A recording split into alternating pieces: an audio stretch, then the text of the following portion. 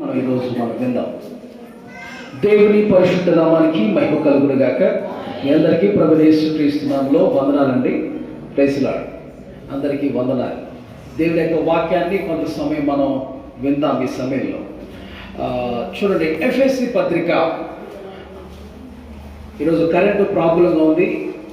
స్టేంజర్ box మీద నడిపిస్తున్నాం. ఇప్పుడు current మరి కొత్తగా ఉంది. ఒకవేళ ప్రభుత్వం అయితే వస్తే దేవునికి మహిమ, రాకపోయినా దేవునికి మహిమ. హల్లెలూయా. ఎఫెసీ పత్రిక 1వ అధ్యాయం. ఈరోజు కొన్ని విషయాలు ఎఫెసీ పత్రికలో ఇచ్చి నేను మీతో మాట్లాడబోతున్నాను.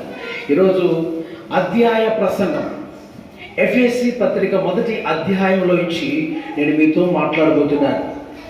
అధ్యాయ వివరణాత్మక ప్రసంగాన్ని నేను మీతో మాట్లాడబోతున్నాను. ఈ అధ్యాయాన్ని లోతుగా మీకు వివరించి ఈరోజు బోధించాలని సిద్ధపడ్డాను. ఎఫెసీ పత్రికలో నుంచి మీకు అనేక విషయాలు బోధిస్తాను పరిశుద్ధాత్మ చేత. హల్లెలూయా. ఈ ఎఫెసీలో ఉన్న సంఘం అని మనం చూస్తాం. చూడండి, ఎఫెసీ పత్రిక 1వ అధ్యాయము 1వ వచనం చదవండి. దేవుని చిత్తం వలన క్రీస్తు యేసు అపోస్తులుడైన పౌలు ఎఫెసులోనున్న పరిశుద్ధులను క్రీస్తు యేసునందు విశ్వాసమైన వారికి శుభమని చెప్పి రాయినది. చాలండి. ఎఫెసులోనున్న పరిశుద్ధులకు విశ్వాసులైన వారికి రాయునది అంటాడు. హల్లెలూయా. విశ్వాసులైన పరిశుద్ధులకు రాయునది. ఎఫెసులోనున్న అంటే ఎఫెసు అనేది ఒక పట్టణం. చెప్పండి, ఎఫెస్ అనేది ఒక పట్టణం. టర్కీ దేశంలో ఉంటుంది ఎఫెసీ పట్టణం. ఆ టర్కీ దేశంలో ఉన్న సంఘం అన్నమాట. పౌలు గారు ఆ సంఘానికి ఈ లేఖ రాస్తూ ఉన్నాడు. హల్లెలూయా. ఎఫెసీ పట్టణం అనేది ఎలాంటిదో తెలుసండి? ఓడ రేవు కలిగిన ఒక సంపన్న కలిగినటువంటి నగరంగా ఉంటూ ఉంది. దేవుడికి స్తోత్రం. ఇప్పుడు మీకు కాకినాడ తెలుసా? కాకినాడ తెలిసిన వాళ్ళు ఉన్నారు అక్కడ? కాకినాడలో ఏముంటుంది? ఓడ రేవులు ఉంటాయి. పోర్టు, ఓడ రేవులు. వైజాగ్ తెలుసా? విశాఖపట్నం, అక్కడ కూడా పోర్టు. అంటే ఓడలు వచ్చి ఆగుతాయి అన్నమాట. వేరే దేశాల నుంచి రవాణా సరుకులు వచ్చి ఆగుతాయి అన్నమాట. స్తోత్రం. హల్లెలూయా. సముద్రం ఉంటుంది అన్నమాట. అయితే ఎఫెసీ, నేను చెప్పేటువంటి ఎఫెసీ సంఘం కూడా ఓడ రేవులు కలిగిన ఆ పట్టణం అన్నమాట. దేవునికి స్తోత్రం. ఓడ రేవులు ఉంటాయి ఎఫెసీ పట్టణంలో. ఓడ రేవులు, పోర్టు ఉంటుంది అన్నమాట. పెద్ద పోర్టు, సంపన్న కలిగిన దేశం. ఇప్పుడు ఓడ రేవు ఉన్నటువంటి ఆ ప్రాంతాలు ఎలా ఉంటాయి తెలుసా? మంచి సంపన్నత కలిగినటువంటి దేశం. ఏమంటే పేపలు దొరుకుతాయి, రొయ్యలు దొరుకుతాయి, చేపలు దొరుకుతాయి, రకరకాల ఆస్తి అండి అది. ఆమె సముద్రంలో ఉన్న ఆస్తి అంతా. అందుకని బైబిల్లో ఉంది, సముద్ర వ్యాపార లాభమును అనుభవించదు. ఏ వ్యాపార లాభం అంట? సముద్ర వ్యాపార లాభాన్ని దేవుడు ఇస్తారట. హల్లెలూయా. ఇక మీ జీవితాల్లో మీ వ్యాపారాలు, మీ బేరాలు అన్ని దేవుడు ఆశీర్వదించునుగాక. మీ ఉద్యోగాలు ఆశీర్వదించునుగాక. మీ వ్యాపార లాభమును అనుభవించదు. సముద్ర వ్యాపారం అంటాడు. అంటే ఎఫెసీ పట్టణము సముద్రాన్ని ఆనుకొని ఓడరేవులు ఉంటూ ఉంటాయి అక్కడ. సంపన్నత కలిగిన దేశం, సంపన్న దేశం, బాగా ధనవంతమైనటువంటి దేశంగా ఉంటుంది ఎఫెసు పట్టణం. ఆ పట్టణంలో ఒక సంఘం ఉంది. ఆ సంఘం పేరు కూడా ఏమని పిలుస్తారంటే ఎఫెసీ సంఘం అంటారు. ఎఫెసులో ఉంది కాబట్టి ఎఫెసీ సంఘం. భూపాలపల్లిలో ఉంది కనుక భూపాలపల్లి సంఘం అంటలే, అలాగనమాట. హల్లెలూయా. ఎఫెసీ సంఘం అని పిలువబడుతుంది. ఆ ఎఫెసీ సంఘానికి, ఆ విశ్వాసులైన వారికి పౌలు గారు ఈ మాటలు బోధిస్తున్నాడు. ఆ విషయాలు రాస్తూ ఉన్నాడు. ఏంటి ఆ విషయాలు అని మనం గమనిస్తే చాలా ఉన్నాయి ఇక్కడ. ఎఫెస్ అనే మాటకు అర్థం, ఎఫెస్ అనేటువంటి మాటకు అర్థం కాపాడబడిన స్థలం, ఆశ్రయ నగరం. కాపాడబడిన స్థలం, ఆశ్రయ నగరం. చరిత్రాత్మకంగా ఆ యొక్క ఎఫెస్ అనే పేరుకు అర్థం రాయబడి ఉందన్నమాట. దేవునికి స్తోత్రం చెప్దాం. అయితే ఈ ఎఫెసీ పత్రికలో మనం నేర్చుకోవాల్సిన ఒక 5 పాఠాలు ఈరోజు మీతో మాట్లాడబోతున్నాను. 5 కృపకు గుర్తుగా ఉంది. 5 కూడా.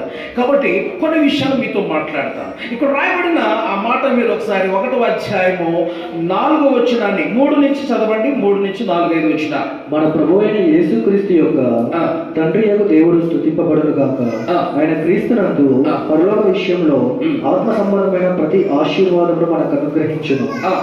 ఎట్లనగా తన ప్రియుని యందు తాను ఉచితంగా మనకు అనుగ్రహించబడిన తన కృపా మహిమకు కీర్తి కలుగునట్లు తన చిత్త ప్రకారమైన దయా సంకల్పము చొప్పున యేసుక్రీస్తు ద్వారా తనకు కుమారులుగా స్వీకరించుట. అందరూ గమనించాలి, యేసుక్రీస్తు ద్వారా తనకు కుమారులుగా స్వీకరించుటకై మనల్ని ముందుగా తన కోసం నిర్ణయించుకొని, తన కోసం ఏర్పరచుకొని, మనము తన ఎదుట పరిశుద్ధులుగా ఉండవలెనని జగత్తు పునాది వేయబడక మునుపే ప్రేమ చేత ఆయన క్రీస్తులో మనలను ఏర్పరచుకొని. చప్పట్లు కొడుతూ దేవుని నామాన్ని బయలుపరుద్దాం. హల్లెలూయా, హల్లెలూయా, హల్లెలూయా. కరెక్ట్ లేదు కదా? ఇసురుకున్న వాళ్ళు ఇసురుకోండి, ఇసురుకుంటాయనండి. హల్లెలూయా. ఆమె మీ పిల్లలకి బాగా చిన్న పిల్లలకి తీసుకురండి, ఇసురుతాయనండి. ఆమె జాగ్రత్తగా ప్రభు వాక్యాన్ని వినండి. హల్లెలూయా. ఇప్పుడు కరెంట్ లేకపోతే ఇదేమన్నా దేవుని వాక్యాన్ని వినడానికి అడ్డా? వర్షం అయితే ఏమన్నా అడ్డా రావడానికి, చర్చికి రావడానికి? మొక్క మొలుస్తారా అండి? తడిస్తే ఆశీర్వాద వర్షం, అది తడిసిరండి చర్చికి వచ్చేటప్పుడు. హల్లెలూయా. అది ఆశీర్వాద వర్షం. చర్చికి వచ్చేటప్పుడు తడితే అసలు ఇంటి దగ్గర ఊరికి తడవకండి. అదవుతుందా? ఊరికి ఇంటి దగ్గర తడవకండి, చర్చికి వచ్చేటప్పుడు తడవండి. అది ఆశీర్వాద వర్షం. అమ్మో వర్షం పడుతుందని చెప్పేసి అని ఇంటి దగ్గర ఉండటం కాదు. Praise Lord. వర్షాకాలం ఇది. వర్షం పడకుండా ఉంటుందా? పడింది. కరెంట్ పోకుండా ఉంటుందా? పోయింది.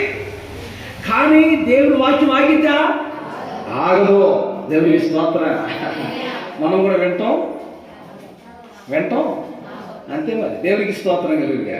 జాగ్రత్తగా మీరు ఇసురుకుంటానైనా చక్కగా దేవుని మాటలు వింటూ ఉండాలి. దేవునికి స్తోత్రం. కరువైనా, ఖడ్గమైనా, కరెంట్ అయినా, వర్షమైనా ఏది క్రీస్తు ప్రేమ నుండి మనల్ని దూరం చేయలేదు, వేరు చేయలేదు అని వాక్యం చెప్తా ఉంది. దేవునికి స్తోత్రం. జగదు ఉత్పత్తి అంటే ఈ లోకం పునాది వేయబడక మునిపేనండి క్రీస్తు మనల్ని ప్రేమించాడట. ఆమేన్. క్రీస్తు ఈ లోకం పుట్టక మునిపే దేవుడు సంకల్పంలో, ఆయన ఉద్దేశంలో మనం ఉన్నాం. అందరూ ఒక మాట చెప్తారా? నేను ఆదాము కంటే ముందున్నా అని చెప్పండి. ఎవరికంటే? ఉన్నావా? చెప్పు. అక్షయపాలు ఉన్నావా? ఎక్కడున్నాం? దేవుని మనస్సులో ఉన్నాం, దేవుని ఉద్దేశంలో మనందరం ఉన్నాం. ఆదామును కలగ చేయాలి, ఆదాము తర్వాత వారిలోంచి మనందరూ రావాలని దేవుడు ముందే ఆయన సంకల్పంలో ఉంచుకొని, ఆయన కంటే ముందుగానే దేవుడు మన తలచి ఆదామును కలగ చేశాడు. ఆమె చెప్పండి. అంటే దాన్ని బట్టి మనం గుర్తించాలి, ఆదాము కంటే మనమే ఆయన మనసులో, ఆయన ఉద్దేశంలో ఉన్నాం. ఆయన మనల్ని ప్రేమించాడు. ఆమె చెప్పండి. ప్రేమించాడు అనండి. ప్రేమించాడు. ఇక్కడ మనందరూ కూడా యేసయ్య ప్రేమిస్తున్నాడు. ప్రేమించాడు, ప్రేమిస్తూనే ఉన్నాడు. ప్రేమించాడు, ప్రాణం పెట్టాడు, ఇంకా ప్రేమిస్తున్నాడు. హల్లెలూయా. ప్రేమించాడు, ప్రాణం పెట్టాడు, ఇంకా మనల్ని ప్రేమిస్తూనే ఉన్నాడు. ఇక్కడ కూర్చున్న వాళ్ళగా ప్రేమ మీకు కరువైపోయిందా? మీ తోటి సహోదరులందరూ మిమ్మల్ని ద్వేషిస్తున్నారా? మిమ్మల్ని ప్రేమించట్లేదా? మిమ్మల్ని లెక్క చేయట్లేదా? మిమ్మల్ని త్రోసిపుచ్చుతున్నారా? అయితే నేను చెప్తున్నా, ఈరోజు నిన్ను ప్రేమించేవాడు ఒకడు ఉన్నాడనే వాస్తవం మర్చిపోకు. నీ స్థితిని మార్చేవాడు యేసున్నాడని మర్చిపోకు. ఎవరు నిన్ను ప్రేమించకపోయినా, ఎవరు నిన్ను మరచినా, ఎవరు నిన్ను త్రోసివేసినా, నిన్ను త్రోసి వేయని వాడున్నాడు. ఆయన పేరు యేసు. హల్లెలూయా. ఆయన నేను శాశ్వతమైన ప్రేమతో ప్రేమిస్తున్నాడు. శాశ్వత ప్రేమ. ఏ ప్రేమ? కొంచెం కాలం ఉండే ప్రేమ కాదు. కొంతమంది ఏమండి, నువ్వు ఏదైనా ఇస్తే ప్రేమిస్తారు, నువ్వు ఏదైనా చేస్తే ప్రేమిస్తారు. కానీ యేసయ్య ప్రేమ, నువ్వు ఏమి ఇవ్వకపోయినా నన్ను ప్రేమించిన ప్రేమ, ఏది ఆశించని ప్రేమ. ఈ లోక ప్రేమలన్నీ నువ్వు అది ఇస్తే నేను ఇది ఇస్తా, నువ్వు అది చేస్తే నేను ఇది చేస్తా అనేటువంటి ప్రేమలు ఈ లోకంలో ఉన్న మనుషుల ప్రేమలన్నీ కదండి, అన్నీ అలాంటివి. కానీ యేసయ్య ప్రేమ నో. నీ అన్నదమ్ములు నిన్ను త్రోసేసినా, నీ అక్క చెల్లెలు నిన్ను త్రోసేసినా, నిన్ను ప్రేమిస్తున్న దేవుడు యేసయ్య. నీకు సహాయం చేయవాడు యేసయ్య ఉన్నాడని మర్చిపోకు. నువ్వు ఆయన అనుకో. ఎవరిని అనుకో చెప్పండి? ఆయన ఆనుకుంటే ఆయన ఆదుకుంటాడు, ఆనుకుంటే ఆదుకుంటాడు. మనుషులను ఆనుకుంటున్నావా, దేవుణ్ణి ఆనుకుంటున్నావా? నువ్వు యేసయ్యను ఆనుకుంటే ఆయన నిన్ను ఆదుకుంటాడు. దేవునికి స్తోత్రం. ఆనుకొనుట నేర్పయ్యా, ఆదుకునే యేసయ్యా, ఈ అరణ్య యాత్రలో తండ్రివైన నీపైన ఆనుకొనుట నేర్పయ్యా, ఆదుకునే యేసయ్యా, ఈ అరణ్య యాత్రలో తండ్రివైన నీపైన నీవే చెయ్యాలయ్యా కార్యం, నీవే చూపాలయ్యా మార్గం, నిన్నే నమ్ముకున్నాను వేరే దారి లేదయ్యా. నీవే చెయ్యాలయ్యా కార్యం, నీవే చూపాలయ్యా మార్గం, నిన్నే నమ్ముకున్నాను వేరే దారి లేదయ్యా. ఆనుకొనుట నేర్పయ్యా, ఆదుకునే యేసయ్యా, ఈ అరణ్య యాత్రలో తండ్రివైన నీపైన. హల్లెలూయా. కాబట్టి ఇలా పాడుకోవచ్చు, చాలా పాటలు ఉన్నాయి కాబట్టి కాబట్టి అంత సమయం అయిపోద్ది. ఇంకా కరెంట్ ఉంటే అసలు ఈరోజు మామూలుగా ఉండేది కాదు. దేవునికి స్తోత్రం. కాబట్టి అంత మనల్ని సాతాను ఆటంకం కొంచెం కలగజేస్తూ ఉంటాడు. ఎందుకంటే ఇంకా వాళ్ళు చక్కగా వాక్యం వింటారు, ఇంకా మంచిగా వింటారు, వాళ్ళు ఇంకా దీవించబడతారని సాతాను రకరకాలుగా ఆటంకాలు కలిగిస్తాడు. అయినా కానీ మనం ఏం చేస్తాం? కరెంటు ఉన్నప్పుడు ఎంత బాగింటామో కరెంటు లేకపోయినా అంత బాగినాలి. సాతానే చూసి సిగ్గుపడి కాబట్టి వాడు ఎలా అంటే వాడి ముఖం మీద మనం చెప్పగా వేసినట్టు అట్లా ప్రైజ్లో వాడి ముఖం మీద గట్టిగా కొట్టినట్లు లెక్క. హల్లెలూయా. వాడు కాక మీద ముట్టిగా వేసినట్లు లెక్క. అమ్మో వీళ్ళు అసలు మామూలు కాదు, వీళ్ళు ఎందుకు స్తోత్రం చక్కగా ఏంటున్నారు, కరెంట్ లేకపోయినా ఇల్లు ఎందుకు ఇంకా మనం చూసుకోలేమని చెప్పేసి. హల్లెలూయా. మీరు గమనించండి, ప్రభు మొట్టమొదటిగా నేర్చుకున్న పాఠం ఏంటంటే ఈ లోకానికి పునాది వేయబడక మునిపే దేవుడు మనల్ని ప్రేమించి ఏర్పాటు చేసుకున్నాడు. ఎలా ఏర్పాటు చేసుకున్నాడంటే చూడండి, అక్కడ రాయబడింది తనకు పిల్లలుగా ఉండటం కోసం అంట. ఎలాగండి? తనకు పిల్లలుగా, తనకు కుమారులుగా అంటే పిల్లలుగా అని, కుమారులుగా అంటే కుమార్తెలుగా కాదనా, అలానే కాదు, ఆయనకి పిల్లలుగా ఉండడానికి మనల్ని ఏర్పాటు చేసుకున్నాడు. ఆమేన్. మరి ఇక్కడ కూర్చున్న మనందరం ఎవరు పిల్లలుగా ఉండాలి? యేసయ్య పిల్లలుగా ఉండాలి. మరి కొంతమంది యేసయ్య పిల్లలుగా ఉండలేని స్థితిలో ఉంటున్నారు. మీరు దేవుని పిల్లలేనా అన్నట్టుగా ఉంటున్నారు. మనము యేసయ్య పిల్లల వలె ఉండాలి. స్తోత్రం చెప్పండి. అంటే యేసయ్య పిల్లలా ఉందామా? మనుషుల పిల్లలు ఎలా ఉంటారు? మనుషుల్లా ఉంటారు. ఏమండి? పిల్లి పిల్లలు ఎలా ఉంటాయి? పిల్లిలా ఉంటాయి. పులి పిల్లలు ఎలా ఉంటాయి? పులిలా ఉంటాయి. కుక్కలా ఉంటాయా? ఉండవుగా. మరి యేసయ్య పిల్లలు ఎలా ఉంటారు? యేసయ్యలా ఉండాలి. అందరూ చెప్పండి, ఎలా ఉండాలి? యేసయ్యలా ఉండాలి. యేసయ్య పిల్లలమైన మనం. దేవునికి స్తోత్రం. యేసయ్యలో పగ ఉందా? యేసయ్యలో ద్వేషాలు ఉన్నాయా? యేసయ్యలో కక్షలు ఉన్నాయా? పక్కన వాళ్ళతో మాట్లాడకుండా ఉంటూ ఉన్నాయా? ఆవంటే నాకు పడదని ఉన్నాయా? లేదు. అందరినీ ప్రేమిస్తాడు ఆయన. ఇప్పుడు కూర్చున్న నీవు కూడా ఏం చేయాలి? నువ్వు యేసయ్య పిల్లోడైతే ఏం చేయాలి? అందరినీ ప్రేమిస్తామా? అందరితో మాట్లాడదామా? హల్లెలూయా. ఇది దేవుని పిల్లల లక్షణం. దేవుడికి స్తోత్రం చెప్పండి. ఒకటి, ఆయన పిల్లలుగా మనం బ్రతకాలని లోకంలో. రెండోదంట, తన కోసం బ్రతకాలని దేవుడు మనల్ని ప్రేమించి ఏర్పాటు చేసుకున్నాడు. తన కోసం బ్రతకాలని. అందరూ చెప్పండి, ఎవరి కోసం చెప్పాలి అందరూ. మనం ఏం చేస్తామంటే ఎప్పుడు మన కోసమే మనం బ్రతుకుతాం. నా ఉద్యోగం, నా పిల్లలు, నా కుటుంబం, నా నా నా అమ్మ అంటే బ్రతుకుతాం, జీవిస్తుంటాం. అంతేకాదు, నేను యేసు కోసం, నేను కూడా యేసు కోసం బ్రతుకుతా, యేసు కోసం బ్రతుకుతాను మనం బ్రతకాలి. ఆమె చెప్పండి. ఎప్పుడు మన సొంత కార్యాలే చూసుకోవటం కాదు, యేసయ్య కార్యాలు కూడా చూడాలి. చెప్పండి పక్కన వాళ్ళతో చెప్పండి. ఎప్పుడు నేను చెప్పే మాట, ఎప్పుడు సొంత కార్యాలు చూసుకోవటం కాదు, యేసయ్య కార్యాలు చూడాలి. హల్లెలూయా. అది లెక్క. యేసయ్య కార్యాల కోసం మనం ప్రయాసపడాలి. ఆయన మందిరం కోసం ప్రయాసపడాలి. సంఘం కోసం ప్రయాసపడాలి. అనేక ఆత్మలు దేవుని ఎదుగు నడిపించబడాలి, ప్రయాసపడాలి. గట్టిగా స్తోత్రం చెప్పండి. ఈ లోకంలో ఎంత సంపాదించావు, ఎంత పోగేశావు, నా కుమారుడు కుమార్తె అనలో పరలోక రాజ్యం వెళ్ళిన తర్వాత నా కోసం నువ్వేం చేశావు అని ప్రభు అడుగుతాడు, లెక్క అడుగుతాడు. హల్లెలూయా. నా కోసం ఏం చేశావు, నా మందిరం కోసం నువ్వేం చేశావు అని ప్రభు లెక్క అడుగుతాడు. దేవునికి స్తోత్రం. ప్రభు ఎంతమందిని దగ్గర తీసుకొచ్చానా, ఎంతమందిని నేను నడిపించానా అన్నాడు. దేవుడు నీకు బలమైన మంచి అత్యున్నతమైన కిరీటాన్ని నెత్తి మీద పెడతాడు. దేవునికి స్తోత్రం. హల్లెలూయా. హల్లెలూయా. ప్రియ దేవుని బిడ్డలారా గమనించండి. ఆయన సన్నిధిలో ఆయన మనల్ని తన కోసం బ్రతకాలని లోకంలో ఏర్పాటు చేసుకున్నాడంట, ప్రేమించి మనల్ని. దేవునికి స్తోత్రం. తర్వాత మూడోది పరిశుద్ధులుగా నిర్దోషులు ఈ లోకంలో బ్రతకాలని మనల్ని ప్రేమించి ఏర్పాటు చేసుకున్నాడంట. హల్లెలూయా. అది మొట్టమొదటి విషయం మనం చూస్తున్నాం. ఆయన ఈ భూమికి పునాది, ఈ లోకానికి పునాది వేయబడుతున్న మనల్ని ప్రేమించి మనల్ని ఏర్పాటు చేసుకున్నాడు. ఎందుకయ్యా అంటే, ఒకటి ఆయన పిల్లలుగా బ్రతకాలని, రెండు ఆయన కోసం బ్రతకాలని, మూడు పరిశుద్ధులుగా నిర్దోషులుగా బ్రతకాలని ఏర్పాటు చేసుకున్నాడు. స్తోత్రం చెప్పండి. హల్లెలూయా. ఓకే, దీంట్లో రెండో విషయాన్ని మీతో మాట్లాడబోతున్నాను. చూడండి, అక్కడ రాయబడిన మాట ఎఫెసీ పత్రిక 1వ అధ్యాయము 7వ వచనం.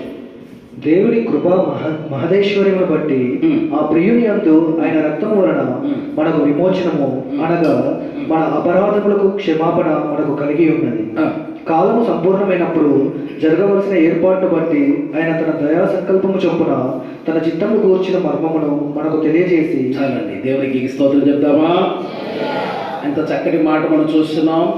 ఏమండి, ఆయన ప్రియుని యందు ఆయన రక్తం వలన మనకు విమోచనము కలిగింది. కానీ మన సొంత క్రియల ద్వారా కాదు, యేసయ్య రక్తం ద్వారానే మనకి విమోచన కలిగింది. ఆమేనండి. అందరూ ఆమేనండి. ఎలా విమోచన కలిగింది? యేసయ్య రక్తం ద్వారా. మన సొంత నీతి క్రియలన్నీ మురికి గుట్ట లాంటివి. ఎలాంటివి అండి? మన సొంత నీతి.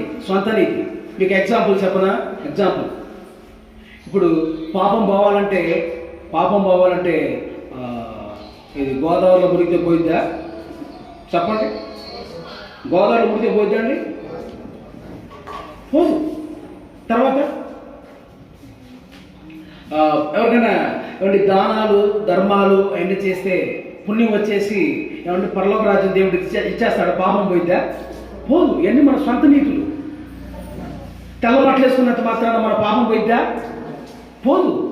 ఒప్పుకోవాలి, దాన్ని ఒప్పుకొని విడిచిపెట్టినప్పుడే. స్తోత్రం చెప్పండి. హల్లెలూయా. మన సొంత నీతులు వ్యర్థం అండి. ఎన్ని ఈ లోక సంబంధమైన ఏం చేసినా అవన్నీ ఉపయోగం లేదు. మన సొంత నీతి పక్కన పెట్టమన్నాడు దేవుడు. మీ నీతి మురిగి గుడ్డ లాంటిది అన్నాడు. కాబట్టి మన సొంత నీతి దేవుడు సన్నిధిలోకి మనం తీసేసుకొని దేవుని నీతిలోనికి మనం రావాలి. హల్లెలూయా. దేవుని నీతిని మనం అనుసరించాలి. వారికి ఆశీర్వాదం, దేవుడు వారికి గొప్ప విమోచన, గొప్ప విడుదల, ఏమంటే పరలోక భాగ్యం వారికి దక్కుతుంది. దేవునికి గట్టిగా స్తోత్రం చెప్దామా. హల్లెలూయా. సిలువ ద్వారా, యేసుక్రీస్తు రక్తం ద్వారా మనకి విమోచన కలుగుతుంది. మన సొంత నీతి వలన కాదు, దేవుని కృప ద్వారా ఆయన రక్తం వల్ల మనకి విమోచన కలుగుతుందన్న విషయం వాస్తవం మనం గుర్తుపెట్టుకోవాలి. ప్రియులారా, ఆయన సన్నిధిలో మన నీతి పక్కన పెట్టి దేవుని నీతి కలిగి ఉందము గాక.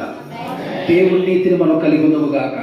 ఆయన నీతి నియమాలలో మనం నడిపించబడదుము గాక. మన సొంత నీతి, సొంత ఇష్టం, సొంత ఆలోచనతో ఎప్పుడు నడిపించబడకూడదని రెండవ పాఠం మనకు నేర్పిస్తుంది. దేవునికి స్తోత్రం. నెంబర్ 3, మూడో విషయం మనం నేర్చుకోబోతున్నాం. ఎఫెసీ పత్రిక 1వ అధ్యాయము 13వ వచనాన్ని కూడా చూడండి. మీరును సత్యవాక్యమును అనగా మీ రక్షణ సువార్తను విని క్రీస్తునందు విశ్వాసముంచి వాగ్దానం చేయబడిన ఆత్మచేత ముద్రింపబడితే దేవుని మహిమకు కీర్తి కలుగుటకై ఆయన సంపాదించుకున్న ప్రజలకు విమోచనము కలుగు నిమిత్తము ఈ ఆత్మ మన స్వాస్థ్యములకు సంచకరువుగా ఉన్నాడు. గట్టిగా మరొకసారి చప్పట్లు కొడుతూ దేవుని నామమును స్తుతించుదాం. హల్లెలూయా. దేవుడు పరిశుద్ధాత్మను మనకి ఆయన యందు విశ్వాసించినటువంటి వారందరికీ దేవుడు ఏమిస్తున్నాడు? పరిశుద్ధాత్మను ఇస్తున్నాడు. ఏమిస్తున్నాడు? పరిశుద్ధాత్మని వరాన్ని ఇస్తున్నాడు. అది ఒక ముద్రగా మనకి ఇస్తున్నాడట. విమోచన దినం వరకు, అంటే మన దేహ విమోచన దినం వరకు. ఏ దినం? ఏ దినం అంటే దినాలు ఉన్నాయి. ఏ దినం? విమోచన దినం. పరిశుద్ధంగా జీవించగలగు ఈ లోకంలో. పరిశుద్ధంగా జీవించడానికి పరిశుద్ధాత్ముడు శక్తినిస్తాడు, బలమిస్తాడు. గట్టిగా స్తోత్రం చెప్పు. హల్లెలూయా. ఆ అభిషేకం మనపై ఉన్నప్పుడు జయ జీవితాన్ని మనం చూడగలుగుతాం ఈ లోకంలో. ఆమేన్. జయ జీవితం మనం చూస్తాం. అందుకని పరిశుద్ధాత్మని మనం అడిగి పొందుకోవాలి.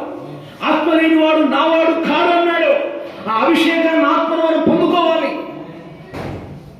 హల్లెలూయా. పొందుకోవాలి. దేవుడి సన్నిధిలో అడిగితే, ఆయన సన్నిధిలో కనిపెడితే ఆ పరిశుద్ధాత్మను దేవుడు మనకి ఇస్తాడు. ఆత్మను కలిగి ఉంటే జై జీవితంలో నీ జీవితంలో చూడగలుగుతావు. నీ ఆధ్యాత్మిక జీవితం, నీ ఆత్మీయ జీవితం ఫలవంతంగా బలంగా ఉంటుంది. గట్టిగా స్తోత్రం చెప్తామా? హల్లెలూయా. దుష్టుని జయించగలుగుతారు, అపవాదిని ఎదిరించగలుగుతారు. పరలోక రాజ్యం చేరేవి ఇటు చూడండి నా వైపు. పరలోక రాజ్యం 3 భాగాలు ఉందండి. పరలోక రాజ్యం 3 భాగాలు. ఒకటి, ఎక్కడ మనం ఉండాలనుకుంటున్నారు మీరు? దీన్ని బట్టి నిర్ణయం చేసుకోండి. ఈ భూమిని ఆకాశాన్ని దేవుడు లయపరుస్తాడు. ఇస్తరాకులాగా చుట్టబడి తీసేస్తాడట. కొత్త ఆకాశం కొత్త భూమి పరలోకం నుంచి భూలోకానికి వచ్చింది. ఆమేన్. ప్రభు వచ్చినప్పుడు మనం ఎత్తబడితే ప్రభుతో వెళ్తాము, ప్రభుతో వెళ్ళిపోతాము. ప్రభు వస్తే ఎత్తబడితే ప్రభుతో వెళ్తాము. అక్కడ 7 ఏళ్ళు ప్రభుతో అక్కడ విందు మనకి ఉంటుంది. హల్లెలూయా. ప్రభు వచ్చినప్పుడు ఎత్తబడే వధువు సంఘంగా మనం ఉంటే ప్రభుతో కలిసి కూర్చొని భోజనం చేస్తాం మనందరం. హల్లెలూయా. అది గొప్ప విషయం. అయితే నువ్వు ప్రభు వచ్చినప్పుడు ఎత్తబడాలంటే ఒక సిద్ధపాటు నీలో కావాలి. ఈ లోకాన్ని, పాపాన్ని, సాతాన్ని జయించేటువంటి వారుగా ఉండాలి. ఆమేన్. నువ్వు బాప్తిసం మాత్రమే పొంది, చూడండి, నువ్వు బాప్తిసం మాత్రం పొంది చర్చికి వచ్చావు, బాప్తిసం మాత్రం పొందావు, దేవుని ఆత్మ పొందకుండా దేవునికి దూరంగా ఉంటున్నావు అనుకో. అలాంటి స్థితిలో నువ్వు ఉంటే ఏమంటే నూతన భూమిలోనే ఉంటావు కానీ నువ్వు నూతన యెరూషలేములో ఉండవు. పుట్టి బాప్తిసం మాత్రమే పొందితే పరలోకం ఉంది. ఆయన నమ్మావు కనుక, బాప్తిసం తీసుకున్నావు కనుక నీకు పరలోకం ఉంది. పరలోకం లేదంటలేదు నేను. చూడండి ఈ స్థానాలు. ఏమండి? నూతన భూమి మీద ఉంటాం. నూతన ఆకాశం మీద ఉంటారు. హల్లెలూయా. నూతన ఆకాశంలో ఉంటారు మనుషులుగా ఉన్నటువంటి వీరందరూ కూడా. గట్టిగా స్తోత్రం చెప్తామా? నూతన ఆకాశం, నూతన భూమి అనేవి ఉన్నాయి కదా. అయితే నేను చెప్పేదంటే బాప్తిస్మం ఉంది, దేవుని నమ్ముకొని వెనకబడిపోయిన స్థితిలో ఉంటా, సరిగా అప్పుడప్పుడు చర్చికి వస్తా, అలా ఉంటారే. వాళ్ళందరూ ఎక్కడ ఉంటారంటే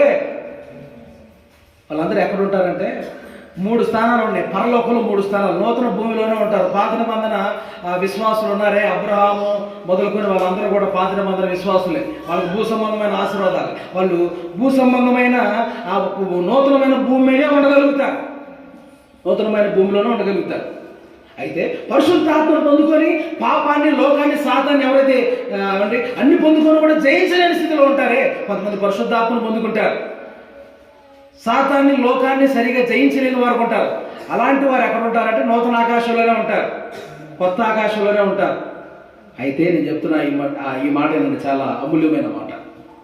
అయితే లోకాన్ని, పాపాన్ని అన్ని జయించిన వారు ఎక్కడ ఉంటారంటే ప్రభుతో ముఖాముఖిగా ఆయన చూస్తూ నూతన యెరూషలేములో ఉంటారు వాళ్ళు. హల్లెలూయా. ప్రభుని ముఖాముఖిగా చూస్తూ ఉండే ప్లేస్లో ఉంటారు. ఏమండి, మీకు ఏ ప్లేస్ కావాలి? యేసయ్యని ముఖాముఖిగా ఉండి చూస్తూ ఆయనతో మాట్లాడే ఆ ప్లేస్ కావాలా? లేదంటే నూతన ఆకాశంలో ఉంటారా? లేకపోతే నూతన భూమిలో ఉంటారా? నూతన భూమిలో ఉన్నవారు ఎవరు? ఏలే రాజులుగా, రాణిలుగా ఉండలేరు.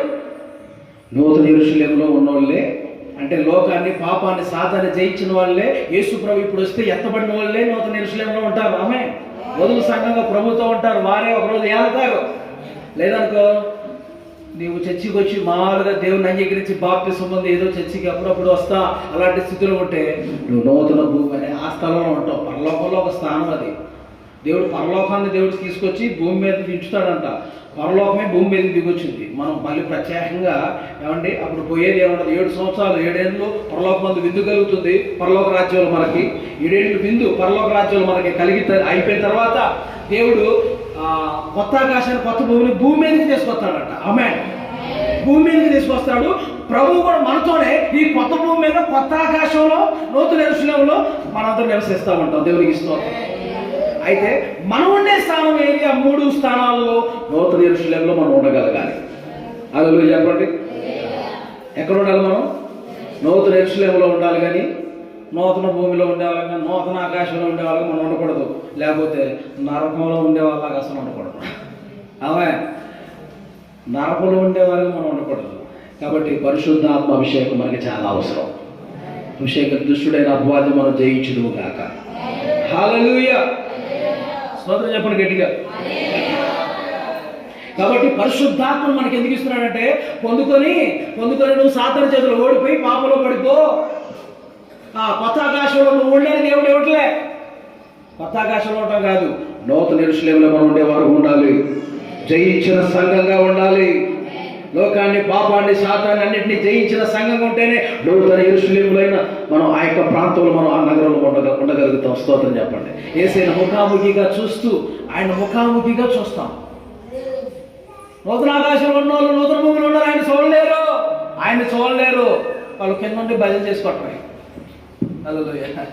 స్తోత్రం అనుకుంటూ ఉండటమే. కానీ నూతన యెరూషలేములో ఉన్న వాళ్ళు యేసయ్యను ముఖాముఖి చూస్తూ ఉంటారు. అబ్బా, ఆ ధన్యత మనకు కావాలి. ఆమేన్. మీకు ఏ ధన్యత కావాలి? నూతన భూమి కావాలా? నూతన ఆకాశం కావాలా? నూతన యెరూషలేము కావాలా? చెప్పరే గట్టిగా. నూతన యెరూషలేము కావాలా? అయితే లోకాన్ని పాపాన్ని సాతాన్ని జయించండి మీరు. హల్లెలూయా. ఆమేన్. ప్రభుతో ఉందాం, ప్రభుతో కూర్చుందాం, ప్రభుతో కలిసి భోజనం చేద్దాం, ప్రభుతో మనం కలిసి ఏడదాం. హల్లెలూయా. భాగ్యం ప్రవహించును గాక. కాబట్టి అభిషేకం చాలా గొప్పది. తర్వాత ఇంకా నేను ముగించబోతున్నాను. 2 విషయాలు చివరి మాటలు జాగ్రత్తగా ఆలకించండి. ఎఫెసీ పత్రిక 1వ అధ్యాయం 17వ వచనం. ఎఫెసీ 1:17. మరియు మీ మనోనేత్రములు వెలిగింపబడినందున ఆయన మిమ్మల్ని పిలిచిన పిలుపు వలనైనను నిరీక్షణ ఎట్టిదో పరిశుద్ధులలో ఆయన స్వాస్థ్యం యొక్క మహిమైశ్వర్యం ఎట్టిదో ఆయన క్రీస్తునందు వినియోగపరిచిన బలాతిశయమును బట్టి విశ్వసించు మనయందు ఆయన చూపుచున్న తన శక్తి యొక్క అపరిమితమైన మహత్యం ఎట్టిదో మీరు తెలుసుకొనవలనని మన ప్రభు అయిన యేసుక్రీస్తు యొక్క దేవుడైన మహిమా స్వరూపి యొక్క తండ్రి తనను తెలుసుకున్నటయందు మీకు జ్ఞానమును ప్రత్యక్షతయను గల మనస్సు అనుగ్రహించినట్లు నేను నా ప్రార్థనల యందు మిమ్మల్ని గూర్చి విజ్ఞాపన చేయుచున్నాను. ఆమేన్. గట్టిగా చప్పట్లు కొడుతూ మరోసారి దేవుని నామమును స్తుతించుదాం. స్తోత్రం అంటూ స్తుతించండి. అన్య భాషలో మాట్లాడుతూ స్తుతించండి. హల్లెలూయా. ఏమండి, యేసుక్రీస్తుని పూర్తిగా మనం గుర్తించలేం. పరిపూర్ణంగా ఆయన తెలుసుకోలేదు. ఇంకా మనం తెలుసుకోవాలి. ఇంకా ఆమేన్ చెప్పండి. నాకు యేసు ప్రభు గురించి అన్ని బాగా తెలుసండి, అన్ని తెలుసండి అంటానికి లేదు. ఇంకా మనం తెలుసుకోవాల్సిందే యేసయ్యను. హల్లెలూయా. ఈ బైబిల్ నాకు అంతా తెలుసని అనేవారు ఉన్నారా? ఎవరైనా నాకు బైబిల్ మొత్తం తెలుసండి అనేవారు ఉన్నారా? ఉన్నారా? ఇక్కడ నాకు కూడా తెలియదు. ఆమేన్ చెప్పండి. హల్లెలూయా. ఇంకా దీని లోతు ఇంకా ఉందండి. హల్లెలూయా. ఇంకా దీని లోతుంది. సముద్రం లోతు తెలుసా మీకు? ఆకాశం అంచు తెలుసా మీకు? అంచు ఇప్పుడు కూడా చాలా పరీక్షలు చేస్తున్నారు, కనిపెడుతున్నారు కదా, ఇంతవరకు దాని అంచు కనబట్టలా. ఏ అంచు? ఆకాశం అంచు కనబట్టలేదు. ఎన్నో మిషన్లతో ఎంత ఎత్తుందా అని చూస్తున్నారు, కానీ దాని అంచు ఎత్తు చెప్పరే ఎవరు గుర్తుపట్టలేకపోతున్నారు. ఆమె సముద్రం లోతు మనం గుర్తుపట్టలేము. అలాగనే దేవుళ్ళలో ఉన్న లోతు కూడా మనం గుర్తించలేము. ఇంకా నేర్చుకునేవారమే, ఇంకా తెలుసుకునేవారమే. ఇక్కడున్న నీవైనా నేనైనా ఇంకా తెలుసుకునేవారమే. అయితే ప్రభుత్వం చెప్పాలి, ప్రభువా నా కళ్ళు తెరవండి అయ్యా, ఇంకా నేను అనేకమైన సంగతులు తెలుసుకున్నట్లుగా నీలో అని ప్రార్థన చేసుకోవాలి మనం. ఆమేన్. నిన్ను గురించి ఇంకా నేను తెలుసుకోవాలయ్యా లోతుగా, నాకు ఇంకా నా కళ్ళు తెరవండి, ఇంకా నేను అనేక విషయాలు సంఘానికి చెప్పాలయ్యా, నా కళ్ళు తెరవండి అని నేను ప్రార్థన చేసుకోవాలి. మీరేం చేయాలి? అయ్యా మా కళ్ళు ఇంకా తెరవండి అయ్యా, ఇంకా అనేక విషయాలు మేము నేర్చుకునేలాగా నీ సేవకుల దగ్గర నుంచి నీ దగ్గర నుంచి అని ప్రార్థన చేసుకుంటూ ఉండాలి. హల్లెలూయా. అందుకనే కీర్తనకారుడు 119వ కీర్తన 18వ వచనంలో ఒక మాట అన్నాడు, మా కన్నులు తెరవండి ప్రభువా, ఆశ్చర్యకరమైన సంగతులు ఈ ధర్మశాస్త్రంలో నుండి చూచినట్లు అన్నాడు. నేను నీ ధర్మశాస్త్రమునందు ఆశ్చర్యమైన సంగతులను చూచినట్లు నా కన్నులు తెరవము. ఆమేన్. అది మన కన్నులు తెరవబడును గాక, దేవుని గురించి ఇంకా తెలుసుకుందుము గాక. ఆయన నువ్వు బాగా తెలుసుకుంటే ఆయన ఎరిగిన వారు బలము కలిగి గొప్ప కార్యాలు చేస్తారు. నీ ద్వారా దేవుడు గొప్ప కార్యాలు చేస్తాడు. హల్లెలూయా. ఆయన బాగా మనం గుర్తెరుగుదుము గాక. ఇంకా ఆయన బాగా మనం ఆయనతో సహవాసం చేసి ఆయన పరిపూర్ణంగా మనం తెలుసుకుందుము గాక. ఆమేన్. చూడండి ఆ మాట, చివరి మాట మనం చూద్దాం. ఎఫెసీ 1:20. ఆయన ఆ బలాతిశయం చేత క్రీస్తును మృతుల నుండి లేపి సమస్తమైన ఆధిపత్యం కంటేనో, అధికారం కంటేనో, శక్తి కంటేనో, ప్రభుత్వం కంటేనో ఈ యుగం నందు మాత్రమే కాక రాబో యుగం నందున పేరు పొందిన ప్రతి నామము కంటేనో ఎంతో హెచ్చుగా పరలోకం నందు ఆయనను తన కుడి పార్శ్వమున కూర్చొని పెట్టుకొని ఉన్నాడు. హల్లెలూయా. ఆయన సర్వాధికారం కలిగిన దేవుడు. పాఠం నేర్పిస్తుంది సుప్రీం కోర్ట్. అందరూ చెప్పండి. అన్ని కోర్టుల కంటే పెద్ద కోర్టు ఏది? స్తోత్రం చెప్పండి. ఇది పరలోక సుప్రీం కోర్టు. ఇది హల్లెలూయా. పరలోక అధికారి అయిన, అధికారాలన్నిటికీ అధికారి అయిన, స్తోత్రం చెప్పండి. ప్రతి అధికారి దేవునికి లోబడాల్సిందే. అధికారులను నియమించిన వాడే దేవుడు. ఆమేన్. సర్వాధికారి, భూమి మీదను పరలోకం మీద సర్వాధికారి, దూతల పైన, శక్తుల పైన, అధికారంపై అధికారి యేసయ్య. ఆమేన్. అయితే మనం ఏం చేయాలి? ఆయనకి అప్పగించుకొని ఉండాలి. చెప్పండి అమ్మ, అధికారికి ఏం చేయాలి? యేసయ్య అధికారం కింద మనం ఆయనకు లోబడుతూ ఆయనకు అప్పగించుకున్నప్పుడు ఆయనే మన తన రాజ్యానికి చేర్చుకునేవాడు. ఆయనే తన రాజ్య హక్కుదారులుగా మనం చేర్చుకునేవాడు. కాబట్టి ఆయనే మార్గం, ఆయనే గమ్యం. కాబట్టి మనం ఏం చేయాలండి? ఆయనకు అప్పగించుకొని ఆయన లోబడుతూ ఈ లోపల మనం జీవించుదుము గాక.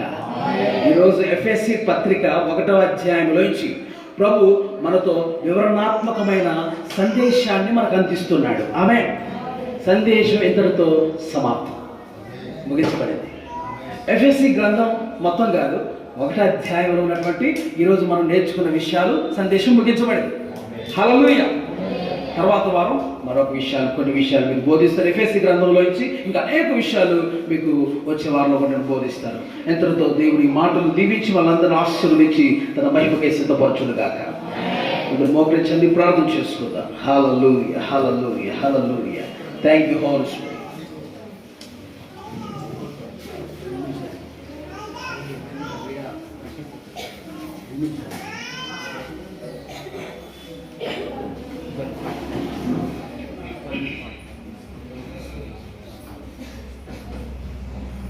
హల్లెలూయా, హల్లెలూయా, హల్లెలూయా, హల్లెలూయా. యేసయ్యా స్తోత్రం, స్తోత్రం, స్తోత్రం. రాజాతి రాజా రవికో